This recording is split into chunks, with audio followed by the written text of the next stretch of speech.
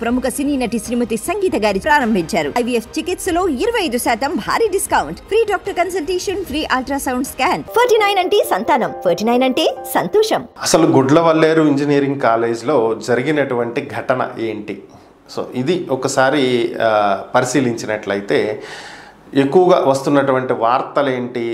Ladies హాస్టల్లో షవర్లలోను అలాగే మరికొన్ని ప్రాంతాల్లో హిడెన్ కెమెరాలు పెట్టి చిత్రీకరించి వాటిని బయటకు అమ్మారు అనేది ఇక్కడ వస్తున్నటువంటి వార్తలు. అయితే ఇక్కడ మరొక కోణం ఒకటి తెర మీదకి వచ్చింది కొత్తగా. ఏంటి అంటే దీంట్లో పేర్లు నేను చెప్పదలుచుకోలేదు, ఎందుకంటే వాళ్ళ పేర్లు బయట పెట్టడం బాగోదు కాబట్టి మనం ABCD అని చెప్పి అనుకుందాం.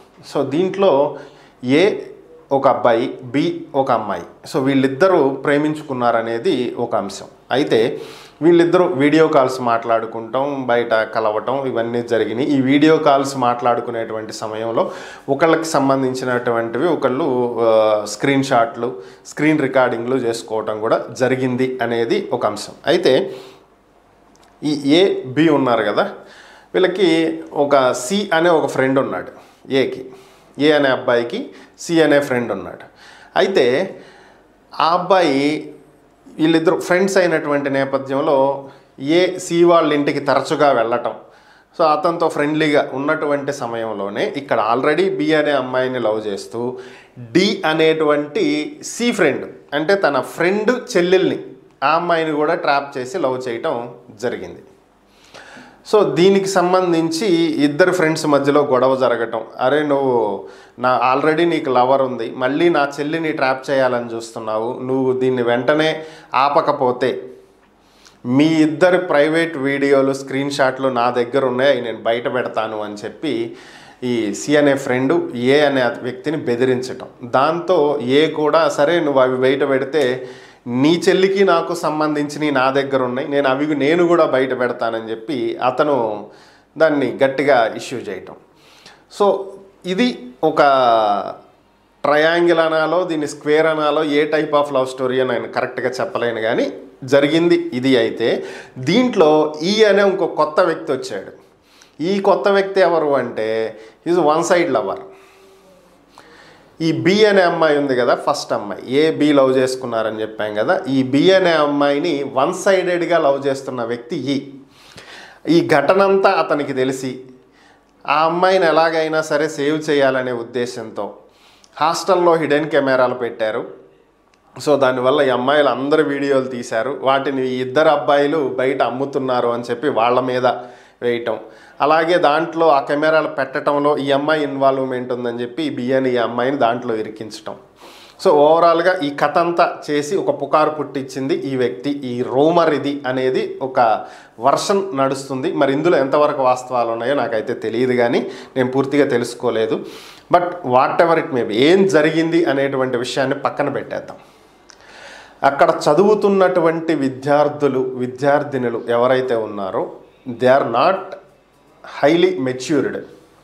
సో వాళ్ళు మెంటల్గా అంత మెచ్యూర్డ్గా ఆలోచించలేనటువంటి వయసు, ఆ పరిస్థితుల్లో ఉంటారు. కాబట్టి ఇప్పుడు జరుగుతున్నటువంటి ఘటనలు నిజంగా వారి వీడియోలు ఉన్నాయా లేవా అనేటువంటి అంశాలు మనం పక్కన పెట్టేసేస్తే మానసికంగా వారు కృంగిపోయి ఉంటారు. సో కాబట్టి వాళ్ళకి మోరల్ సపోర్ట్ ఇవ్వాల్సినటువంటి బాధ్యత మన మీద ఉంది. అలాగే వారి తల్లిదండ్రుల మీద, వారి కుటుంబం మీద, వారి బంధువుల మీద, వారి స్నేహితుల మీద, వీరందరి మీద ఉంది. సో ఇలాంటి కాలేజీలో చేర్పించామా అని చెప్పి తల్లిదండ్రులు బాధపడే కంటే, అరే మా వీడియోలు ఉన్నాయేమో, ఎవరెవరు చూస్తున్నారో ఏంటో అని చెప్పి విద్యార్థులు మానసికంగా కృంగిపోయేదానికంటే అసలు ఉన్నాయో లేదో తెలియదు కదా మీకు. ఉన్నాయనే అనుకుందాం, ఒకవేళ నిజంగా ఉన్నాయనే అనుకుందాం, ఇంత గొడవ, ఇంత ధర్నాలు, మీడియా ఇన్వాల్వ్మెంటు, గవర్నమెంట్ ఇన్వాల్వ్మెంటు, మినిస్టర్లు, పోలీసులు ఇంతమంది వచ్చిన తర్వాత ఒకవేళ నిజంగానే ఈ వీడియోలు వాడి దగ్గర ఉన్నా వాటిని ఇంకా ఉంచుకుంటాడా? రియల్గా మనం మాట్లాడుకుంటే ఖచ్చితంగా డిలీట్ చేస్తాడుగా. ఎందుకంటే ఆ ఎవిడెన్స్ దొరికితే ఇరుక్కునేది వాడే, ఇదేం చిన్న కేసు కాదు. సో కాబట్టి ఖచ్చితంగా వాటిని డిలీట్ చేసేస్తాడు. కోర్స్ డిలీట్ చేసినంత మాత్రాన్ని రిట్రీవ్ చేయకూడదా అంటే ప్రస్తుతం ఉన్నటువంటి టెక్నాలజీతోటి ఖచ్చితంగా రిట్రీవ్ చేయొచ్చు, దాంట్లో డౌట్ ఏం లేదు. అయితే అది పోలీసులు రిట్రీవ్ చేస్తారు. వాడిని కేసులో ఖచ్చితంగా అరెస్ట్ చేసి ఇరికించడం అని అనలేం లేదు, దీన్ని ఖచ్చితంగా ఎవిడెన్స్ కోర్టులో ప్రొడ్యూస్ చేయాలి. కాబట్టి దానికి తగ్గట్టుగా ఆ ఎవిడెన్స్ని తీసుకుంటానికి ఆ ల్యాప్టాప్ అవన్నీ హ్యాండ్ ఓవర్ చేసుకుని వాళ్ళు చేసేటువంటి సైబర్ సెక్యూరిటీ పనులు వాళ్ళు చేస్తారు. It's not an issue. But అది మైండ్లో పెట్టుకుని దీని ఎఫెక్ట్ మీ చదువుల మీద పడకుండా చూసుకోండి. మానసికంగా కృంగిపోయి నిన్న ఒక పాప ఆడియో కాల్ విన్నాను నేను. సో చనిపోవాలనిపిస్తుంది, ఆత్మహత్య చేసుకోవాలనిపిస్తుంది. ఆ దిశగా అడుగులు వెయ్యటమే తప్పు మీరు చేయలేదు, ఎవడో చేశాడు. ఎవడో చేసినటువంటి తప్పుకి మీరు శిక్ష అనుభవించటం, మీ కుటుంబానికి శిక్ష వేయటం అనేది కరెక్ట్ కాదు. ఫస్ట్ అది ఆలోచించండి. మీకు ఆత్మస్థైర్యం ఉండాలి, ధైర్యంగా పోరాడాలి. మన చుట్టూ ఉన్నటువంటి సమాజంలో అందరూ మంచి వాళ్ళే ఉండరు, కొంతమంది ఎదవలు కూడా ఉంటారు. కాబట్టి మనం అన్నింటినీ బేర్ చేయాలి, అన్నింటికి తట్టుకుని దృఢంగా నిలబడగలగాలి. ఇలాంటి వెధవలకు చెప్పుతో కొట్టినట్టుగా సమాధానం చెప్పగలగాలి. సో ఇది మీకు ఉండాల్సినటువంటి ధైర్యం. దానికి అందరి సపోర్ట్ కావాలి. మా వంతుగా మోరల్ సపోర్ట్ మేము ఇస్తాము. బట్ మీరు మీ కుటుంబ సభ్యులు మీరంతా సపోర్ట్ చేయాలి వాళ్ళకి. ఈ టైమే ఇంపార్టెంట్, ఇదే క్రూషియల్ టైం. ఎందుకంటే ఇది చిన్న విషయం కాదు.